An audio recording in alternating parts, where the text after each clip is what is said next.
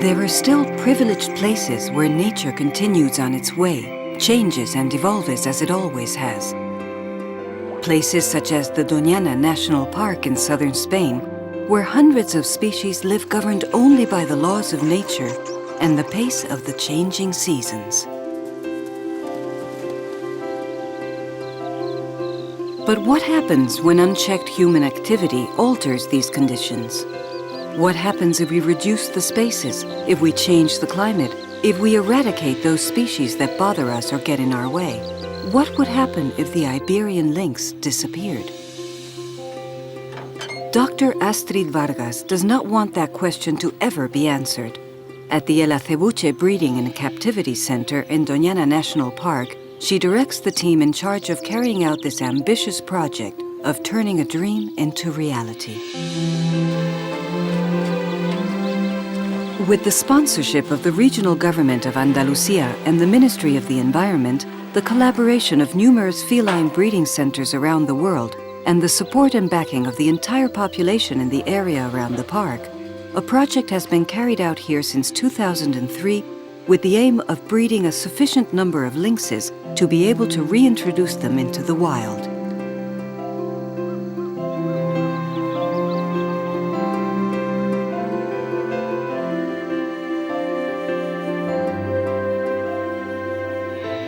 Accompanied by Dr. Astrid Vargas, director of the Ex Situ Conservation Project, we're going to find out about the extraordinary work done by this select group of Spanish scientists and see the advances that have been achieved, the dangers that still remain, and just how far science has come in its endeavor to save the lynx.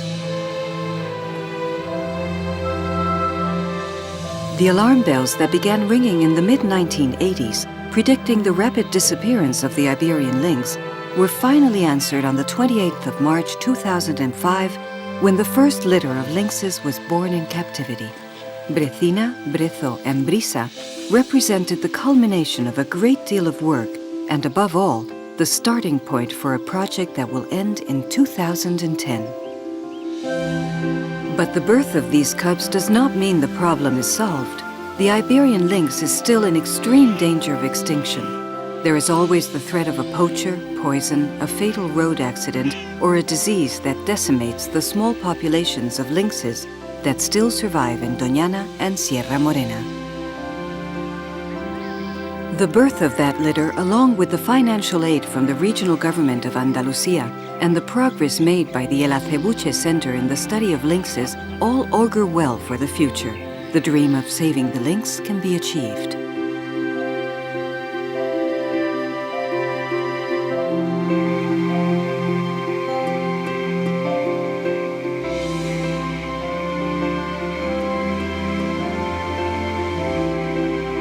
Before telling the story of how a group of scientists is trying to prevent the Iberian lynx from disappearing from our forests, we are going to discover the privileged setting which human beings have managed to preserve from their own activities so that the fauna of the Iberian Peninsula can survive.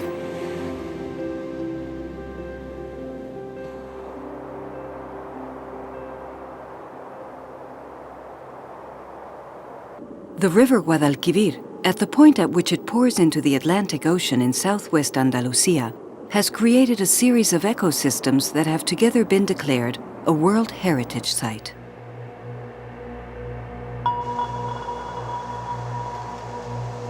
Entering from the sea, we discover 30 kilometers of virgin beaches. The sands, blown by the wind, accumulate on the scrubland, creating dunes that grow, invading the interior. The slow advance of these constantly changing mountains gradually covers the vegetation and encircles green, humid areas that are full of life called corrales.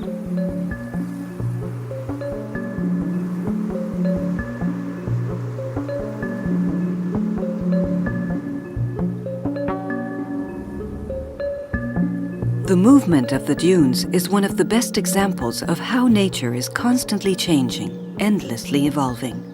In a few years, the humid scrublands will be engulfed by an enormous mountain of sand, while what now looks like a desert will once again be covered in vegetation.